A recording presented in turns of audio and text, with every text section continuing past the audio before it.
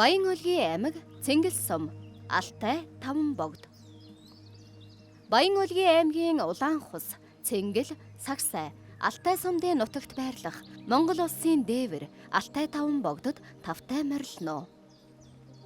Алтай Таван богд бол өндөр уулын мөнх цас, мөсөн гол, ян сардаг, уулын нуг, хээрийн экосистемийн онцлогийг төлөөлсөн үдсэглэнт байгальтай аргал янгир, марал бог зэрэг хөхтөн хойлог, тас, ёл зэрэг жигүүртний байршил нутаг юм.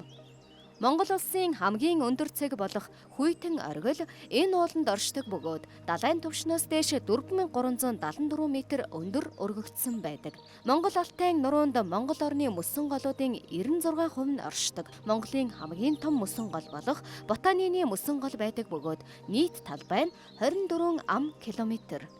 Та байгаль орчноо хайрлан тавтай сайхан аялаарай. Их дэлхийн минь ногоон байгаасай. Unitel Group